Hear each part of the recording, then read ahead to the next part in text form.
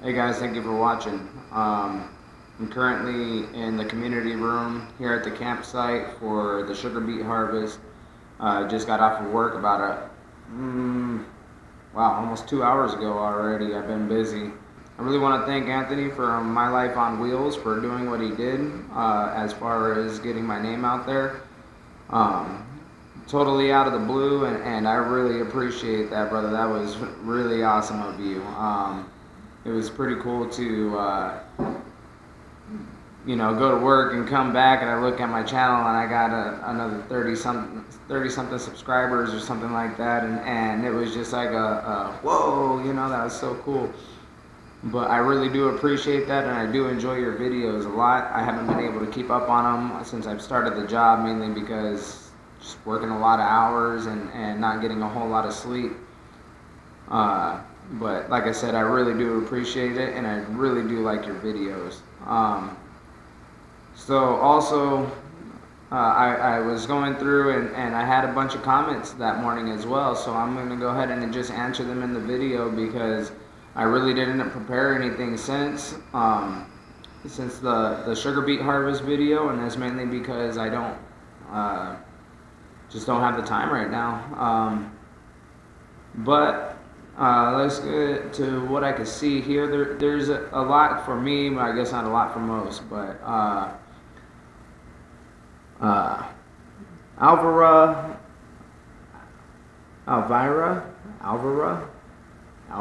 da Costa. Yeah, you asked, am I in the same place as Adventure Van Man? Yes, I am. He's actually camped right on the other side of the camp from me. I did get to meet him for about 5 minutes. He was busy giving himself a haircut. I got to talk with him, but I'm not going to bombard the guy. But it would be really nice to have a few more minutes to talk with him. But is what it is. Maybe I'll see him at the RTR. He's working a lot of hours. I'm working a lot of hours. There's just not going to be a whole lot of time for him and I to hang out or talk or anything like that. So, but I did get to shake his hand and meet the guy, and he's cool. He's down to earth. Yeah, that was pretty cool. Definitely a highlight of this trip.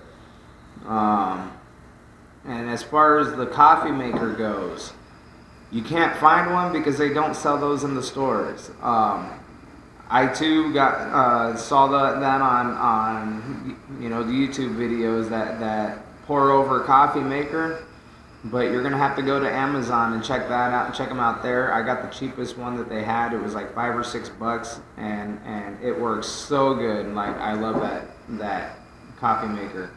It's all I got to do is boil water and pour over, and I got coffee. So I do love that. Let me see what else I got here. I've never been to Connecticut, but Alvara, but I hope I'm saying your name correctly. But yeah, the trees changing is absolutely beautiful. I've never seen that before.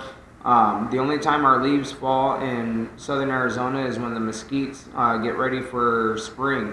They'll stay green all winter long, and then come springtime, right before the new leaves need to come out, all of a sudden they'll fall, and they don't change color. It's just green everywhere, like all over the ground, all over everywhere. It's not reds and yellows. They fall green. So that's about the best that we have for season changes. So yeah, it is really beautiful on this side of the country, but it's getting too cold for me, considering that I'm a desert dweller. I've born and raised in the summer of southern Arizona, and it's just getting way beyond my comfort zone as far as the temperature goes. And as far as speaking of the temperature, Anthony, I applaud you for sticking through it, being in your location for the winter, and I wish you the best, and I hope that you're prepared for that heat, or with the heater for that cold. Because I mean, I'm in my van and I just see breath. I could just see my breath, and I'm just not used to that. Remus, King of Rome 5. Yeah, Adventure Van Man, he's driving the truck.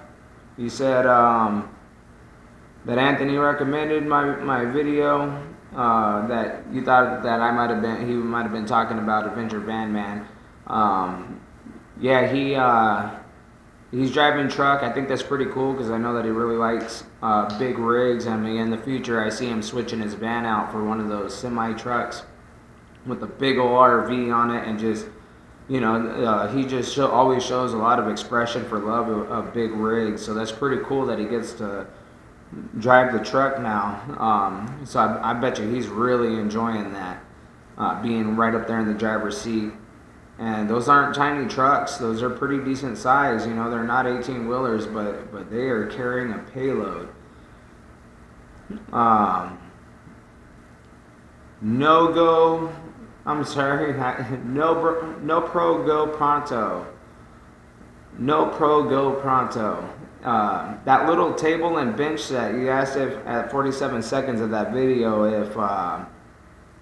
if that was one of mine. I really wish it was, but unfortunately that's just a normal picnic table that they have at each of the campsites here. So if you do come and get work here, you do get a nice little table to put your stuff on, and which is nice when you're living the van life, because it does become crowded sometimes.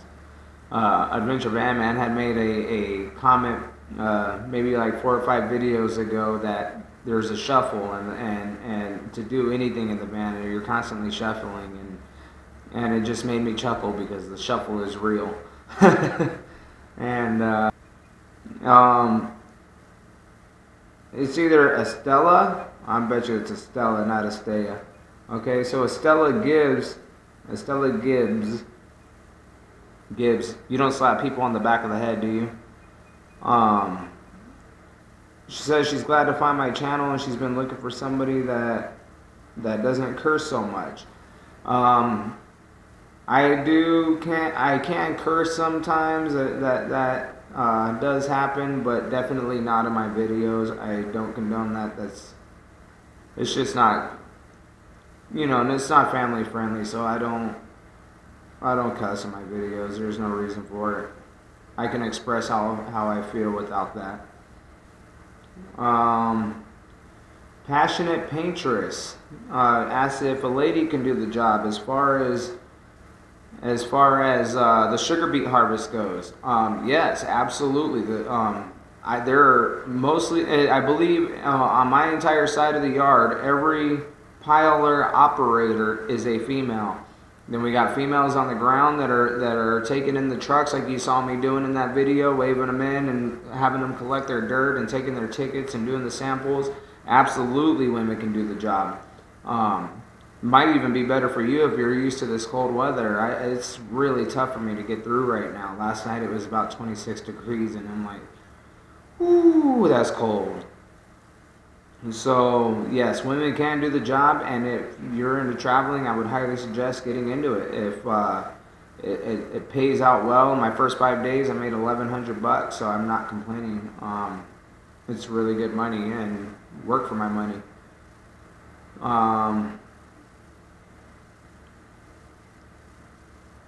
Nomadic Mama. Thank you for, she says, looking forward to more and always forward. Yes, always forward. Okay, Vandering About. Yeah, okay, I thought I recognized your videos. Yeah, great content. I love your trailer, especially at the beginning. That is hilarious.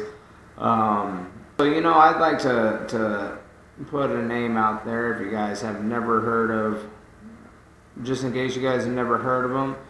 Neo Tribal Nomads. I'll put the link of them in the description, and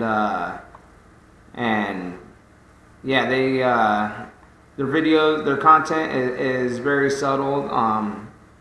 It's great content, and I enjoy it. I feel like they're talking to me. Same thing with Anthony. I feel like you're talking to me directly, I most likely am gonna really like your videos, just because I feel it's personal, like we're talking together.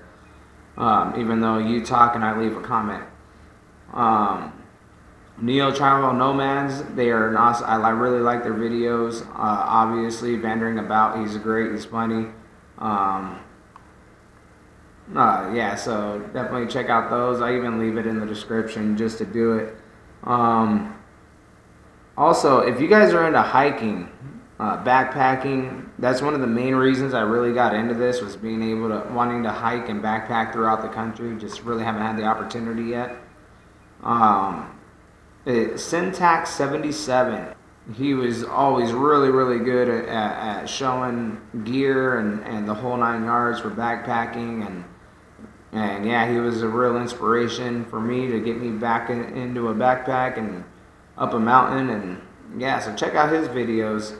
But I think that's gonna do it for this one. Oh, I do want to send out a very special thank you to Michael Williams.